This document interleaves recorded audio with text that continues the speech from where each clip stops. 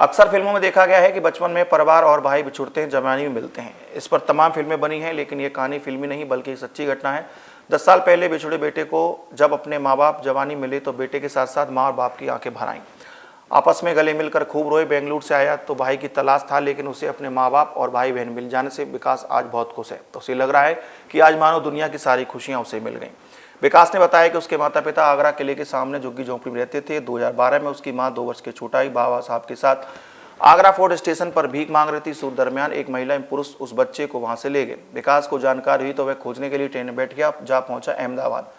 Police ने उसे एक बाल गृह में दाखिल करा दिया। बाल गृह कर्मचारी ने थाना सुखवागंज में सूचना दी, जिस पर परिवार विकास को लेने अहमदाबाद चला गया। लौटते समय पैसे खत्म हो जाने के कारण सभी लोग जयपुर उतर गए। वहां रहकर मजदूरी करने लगे, लेकिन विकास अपने भाई को खोजने के लिए फिर ट्रेन में बैठ गया और आगरा कैंट पर फिर पकड़ा गया। यहाँ से उसे बाल गृह में निरुद्ध कर दिया गया। बाल गृह में इसका छोटा भाई बाबा साहब पहले से ही मौजूद था। दोनों के बाल गृह में किसी कर्मचारी को नहीं बताया कि वे सगे भाई हैं। 10 साल की आयु पूरी करने के बाद विकास को राजकीय बाल गृह बालक फिरोजाबाद भेज दिया गया। वहां से 18 वर्ष की आयु पूर्ण करने पर उसे लखनऊ भेज दिया गया। लखनऊ से एक बेंगलुरु की संस्था उसे बेंगलुरु ले गई, जहां एक प्राइवेट कंपनी में नौकरी दिला दी। उस वक्त छोटा भाई बड़ा होने लगा और 10 साल की उम्र पूरी करने के बाद उसे बाल गृह बालक फिरोजाबाद में स्थानांतरित कर दिया गया। विकास अपने भाई से मिलने के लिए फिरोजाबाद बाल गृह आया तो उसे पता चला उसके भाई को इटली की दंपति ने गोद ले लिया। उसे अपनी सुपुर्दगी में लेने के लिए विकास ने आगरा तथा फिरोजाबाद प्रशासन से गुहार लगाई, लेकिन उसकी कहीं भी किसी ने सुनवाई नहीं की।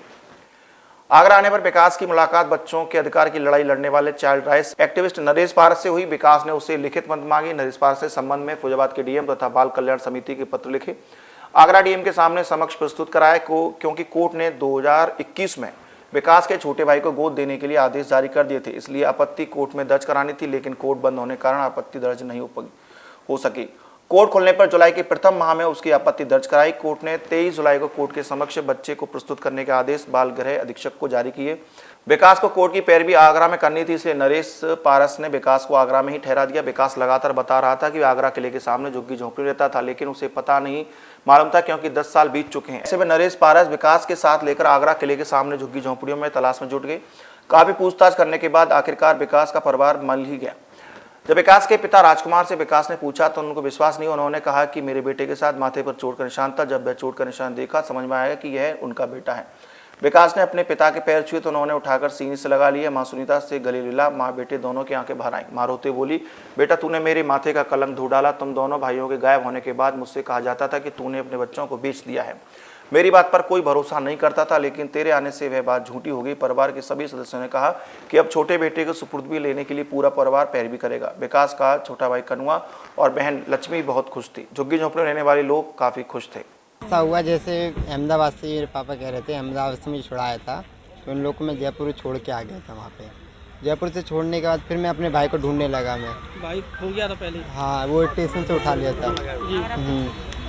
आया उठाया तो उसको मैं ढूंढने लगा। मैं तो क्या हुआ, मैं आगरा कैंट में पकड़ा गया।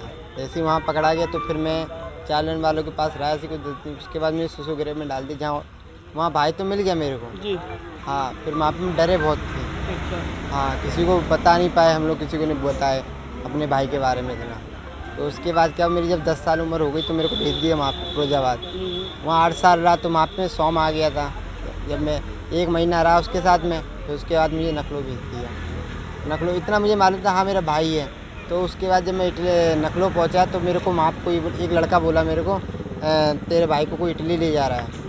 तो उसी के बाद मुझे पता चल गया इटली मुझे नहीं मालूम था पहले, जब तक मैं था जब तक मुझे नहीं पता था वो इटली जा रहा है।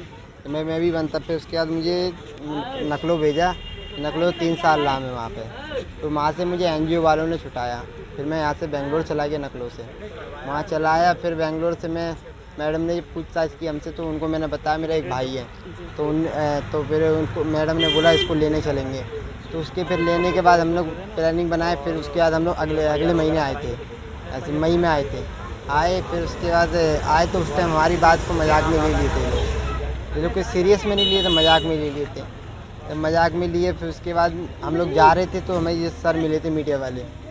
तो हाँ, तो उनने नरेश पारस सर का मुझे नंबर दिया था।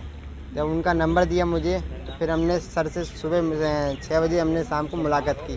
तो इनको मैंने पूरी स्टोरी बताई, ऐसा ऐसा सर मेरी बात है। तो उसके बाद फिर हम लोग चले गए थे बेंगलोर ही। तो उसके बाद क्या हुआ, फिर मेरे को वो इटली वाले फिर आगे वापस आगरा वाले लोग कॉल वॉल कर दिया को कोई, फिर वो लोग इटली वाले आ गए। उससे पहले नहीं आए थे जब तक हम, जब कोई ऐसे कार्रवाई नहीं हो रही थी। जब वो आए तो उसके बाद फिर मैं भागे चला गया वहाँ से बेंगलोर से। फिर 1 महीने से मैं यहाँ पे हूँ अभी। छोटे भाई को बचाने के लिए। हाँ, मैं जब से फिर मैं यहीं पे हूँ अभी। तुम यहाँ आए हो तो मैं कैसा लग रहा है तुम्हें? मुझे अच्छा लग रहा है जब से घर वाले मिले। कल के मैं झुग्गी में रह रहा था ना उससे पहले यहाँ पे तहसील की तरफ, तो उन लोगों ने मेरे को रखा था 1 महीने तक। वही लोग खाना पीना सब वही खिला रहे थे मेरे को। परिवार कब मिला फिर तुम? परिवार तो वो एक औरत ने मुझे कल समझाया, बहुत लोग मुझे समझाए कल वहाँ पे परसों मुझे समझाया, बोले जब से तू मैं आया तो बहुत दिनों से 1 महीने से यहाँ भटक रहा हूँ मैं, तो मैंने यहाँ हिम्मत नहीं करी आने की यहाँ पे। बस 12-13 साल भटके हम तो बच्चा के चक्कर में। आगरापुर से गायब हुए थे, यहाँ से बड़ा लड़का गायब हुए ढूंढने के चक्कर में।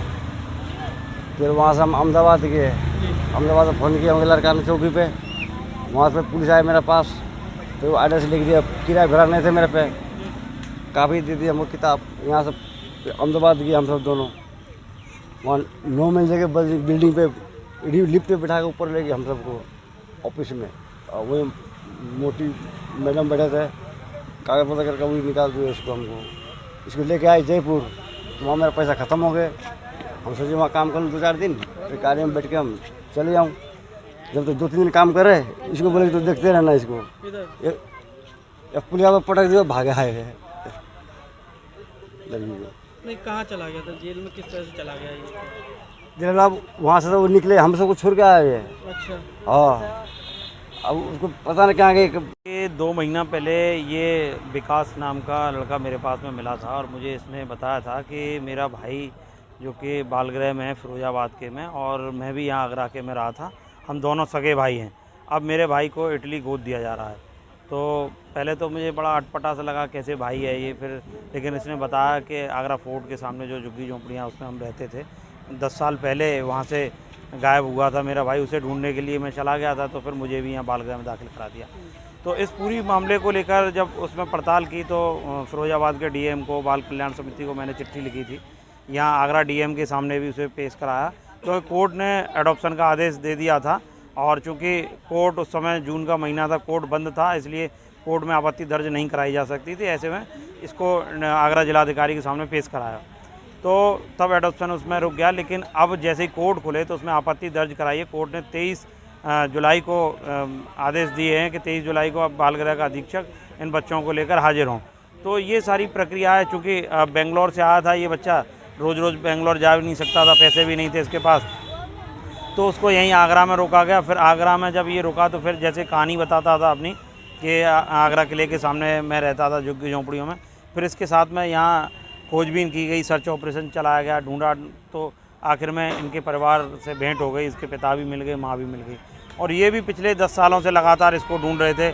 अलग अलग शहरों में ये गए हैं ढूंढते, कभी जयपुर, कभी अहमदाबाद। पुलिस में भी इन्होंने रिपोर्ट के लिए गए थे, लेकिन पुलिस ने इनकी रिपोर्ट दर्ज नहीं की थी। तो ओवरऑल पूरे 10 साल तक ये एक दूसरे को खोजते रहे, लेकिन नहीं मिले। आज 10 साल बाद ये मिले हैं, और अब ये कह रहे हैं कि हमें छोटा वाला भी भाई चाहिए। तो उम्मीद है कि वो छोटा वाला बच्चा भी इनको मिल जाएगा। क्या उस मामले में क्या है, मतलब पूरा इटली ले जाने की क्या पूरी प्रक्रिया? ये प्रक्रिया ये रही थी, जब 2012 में जब ये बच्चा छोटा था, 2 साल का था, तो इसको गोद देने की प्रक्रिया कारा के माध्यम से शुरू की गई थी, जो अब पूरी हो पाई है। तो 2021 में इसको एडॉप्शन का आदेश दिया गया है। इटली की दंपत्ति है, वो इसे इटली ले जाना चाहती है, लेकिन विकास का कहना था कि वहाँ ले जा रहे हैं इसको, मुझे नहीं लगता कि ये सही तरह से रख पाएंगे, इसे काम धंधा कराएंगे, और मैं अपने भाई को वहाँ नहीं जाने दूंगा। तो ऐसे में फिर इसने मदद मांगी। हालांकि इटली का परिवार भी यहाँ पे आया हुआ था, लेकिन अब कोर्ट के पाले में गेंद है। कोर्ट जैसा निर्णय लेगा उसमें वैसे किया जाएगा, क्योंकि कोर्ट में प्रावधान था कि अगर इस परिवार का कोई भी, इस बच्चे का कोई भी रिश्तेदार, सगा संबंधी नहीं आया है तो इसको गोद दे दिया जाना चाहिए। लेकिन अगर कोई परिवार का कोई सदस्य आता है तो उसकी आपत्ति को सुना जाएगा, तो उसी के तहत हमने इसमें आपत्ति दर्ज करा दी है।